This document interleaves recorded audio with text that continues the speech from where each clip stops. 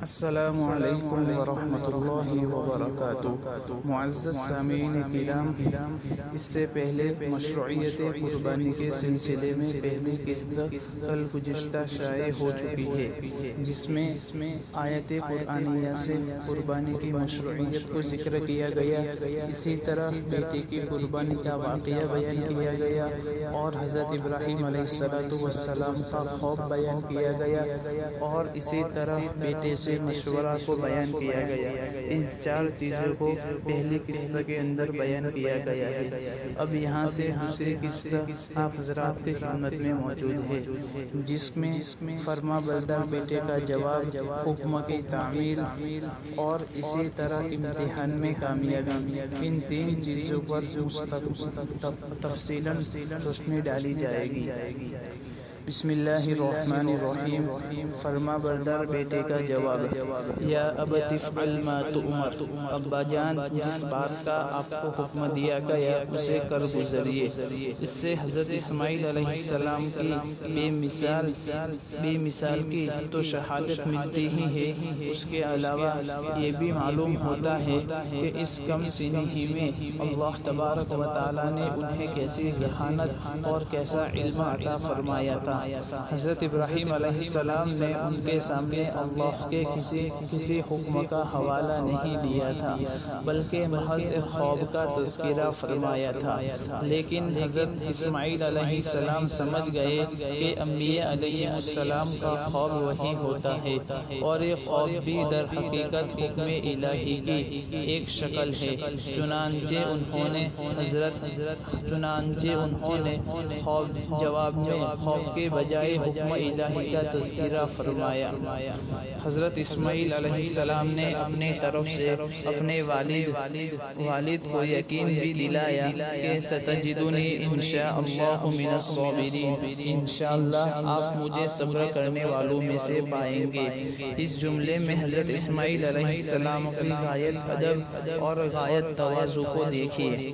ایک تو انشاءاللہ کہہ کر معاملہ اللہ کے حوالے کر دیا، اور اس وعدے میں دعوے کو جو ظاہری صورت پیدا ہو سکتی تھی اسے ختم فرما دیا۔ دوسرے، آپ یہ بھی فرما سکتے تھے کہ آپ انشاءاللہ مجھے صبر کرنے والا پائیں گے، جس سے اس بات کی طرف اشارہ فرما دیا کہ یہ صبر و ضبط تنہا میرا کمال نہیں ہے، بلکہ دنیا میں اور بھی بہت سے صبر کرنے والے ہوئے ہیں، انشاءاللہ میں بھی اس میں شامل ہو جاؤں گا۔ اس طرح آپ نے اس جملے میں فخر و تکبر، خود پسندی کے ہر ادنا شائبے کو ختم کر کے ان میں تنہا درجے کی تواضع و انکسار کا اظہار فرما دیا۔ یہ بات روح المعانی میں مذکور ہے۔ اس سے یہ سبق ملتا ہے کہ انسان کو کسی معاملے میں اپنے اوپر خواہ کتنا ہی اعتماد ہو، لیکن اسے ایسے بلند باغ دعوے نہیں کرنے چاہیے جن سے غرور و تکبر ٹپکتا ہو۔ اگر کہیں ایسی کوئی بات کہنے کی ضرورت ہو تو الفاظ میں اس کی رعایت ہونی چاہیے کہ ان میں اپنے بجائے اللہ پر بھروسہ کا اظہار ہو، اور جس حد تک ممکن ہو تواضع کے دامن کو نہ چھوڑا جائے۔ حکم کی تعمیل، فلما اسلم، پس جب وہ دونوں جھک گئے۔ اسلم کے معنی ہے جھک جانا، مطیع ہونا، رام ہو جانا۔ مطلب یہ ہے کہ جب وہ اللہ کے حکم کے آگے جھک گئے، یعنی باپ نے بیٹے کو ذبح کرنے کا اور بیٹے نے ذبح ہو جانے کا ارادہ کر لیا۔ یہاں لما کا لفظ استعمال کیا گیا ہے، لیکن اس کا جواب مذکور نہیں، یعنی آگے یہ نہیں بتایا گیا کہ جب یہ واقعات پیش آ چکے تو کیا ہوا۔ اس سے اس بات کی طرف اشارہ ہے کہ باپ بیٹے کا یہ قدم فداکاری اس قدر عجیب و غریب تھا کہ الفاظ اس کی پوری کیفیت کو بیان کر ہی نہیں سکتے۔ بعض تاریخی اور تفسیری روایات سے معلوم ہوتا ہے کہ شیطان نے 3 مرتبہ حضرت ابراہیم علیہ السلام کو بہکانے کی کوشش کی۔ ہر بار بار حضرت ابراہیم علیہ السلام نے اسے 7 کنکریاں مار کر پکا دیا۔ آج تک مینا کے 3 جمرات پر اسی محبوب عمل کی یادگار کنکریاں مار کر منائی جاتی ہیں۔ بالآخر جب دونوں باپ بیٹے یہ انوکھی عبادت انجام دینے کے لیے قربان گاہ پر پہنچے تو حضرت اسماعیل علیہ السلام نے اپنے والد سے کہا کہ ابا جان مجھے خوب اچھی طرح باندھ دیجئے تاکہ میں زیادہ تڑپ نہ سکوں، اور اپنے کپڑوں کو بھی مجھ سے بچائیے، ایسا نہ ہو کہ اس پر میرے خون کی چھینٹیں پڑے تو میرا ثواب گھٹ جائے۔ اس کے علاوہ میری والدہ خون دیکھے گی تو انہیں غم زیادہ ہوگا، اور اپنی چھری بھی تیز کر لیجئے اور اسے میرے حلق پر ذرا جلدی پھیرے گا تاکہ آسانی سے میرا دم نکل سکے، کیونکہ موت بڑی سخت چیز ہے۔ اور جب آپ میری والدہ کے پاس جائیں تو ان سے میرا سلام کہہ دیجیے گا، اور اگر آپ میری قمیص والدہ کے پاس لے جانا چاہیں تو لے جائے، شاید اس سے انہیں کچھ تسلی ہو۔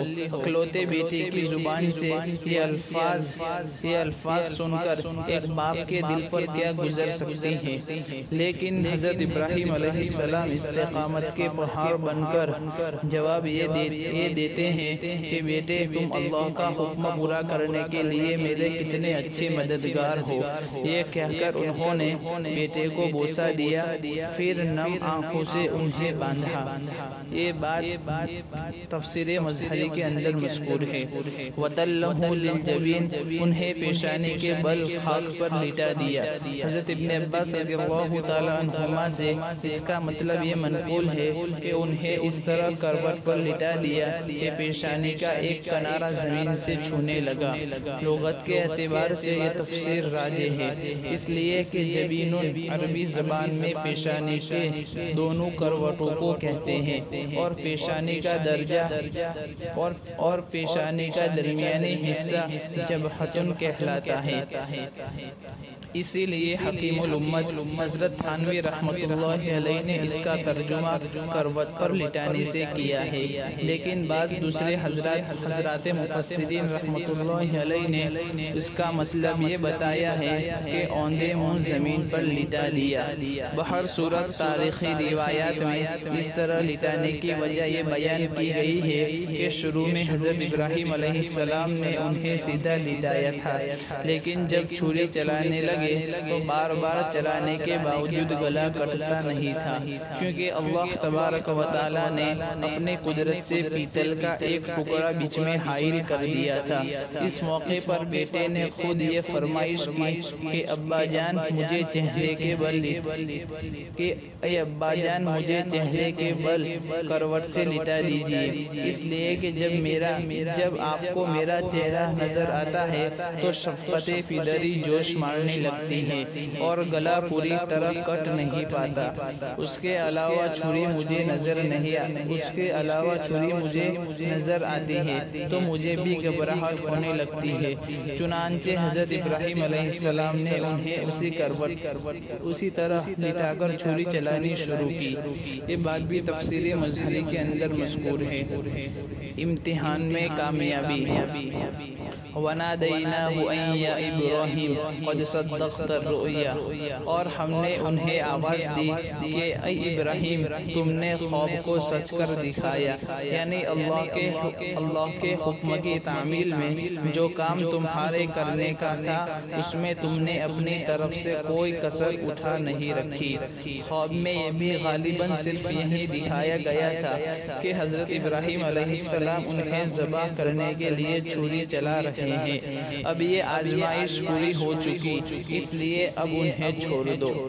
اِنَّا كَذَلِكَ نَجْزِي الْمُحْسِنِينَ، ہم مخلصین کو ایسا ہی صلہ دیا کرتے ہیں، یعنی جب کوئی اللہ کا بندہ اللہ کے حکم کے آگے سر تسلیم خم کر کے اپنے تمام جذبات کو قربان کرنے پر آمادہ ہو جاتا ہے تو ہم بالآخر اسے دنیاوی تکلیف سے بھی بچا لیتے ہیں، اور آخرت کا اجر و ثواب بھی اس کے نامہ اعمال میں لکھ دیتے ہیں۔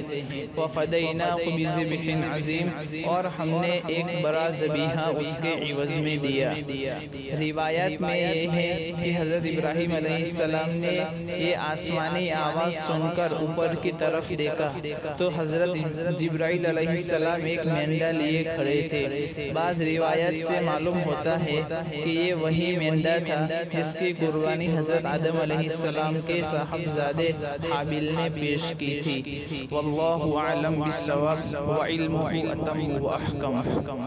بہرحال یہ جنتی مینڈا حضرت ابراہیم علیہ السلام کو عطا ہوا اور انہوں نے اللہ تعالیٰ کے حکم سے اپنے بیٹے کے بجائے اس کو قربان کیا۔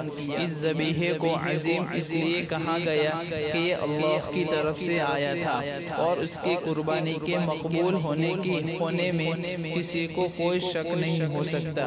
یہ بات تفسیر مظہری اور اسی طرح معارف القرآن جلد نمبر 7 صفحہ نمبر 91 پر مذکور ہے۔ یہ یہاں دوسری قسط ختم ہوئی۔ ابھی انشاءاللہ تیسری قسط کے اندر عید کی وجہ تسمیہ، عیدین کے مشروع ہونے کی دلیل اور عیدین کیا ہے، انشاءاللہ ان 3 باتوں پر مکمل طور پر روشنی ڈالی جائے گی۔ السلام علیکم ورحمۃ اللہ وبرکاتہ۔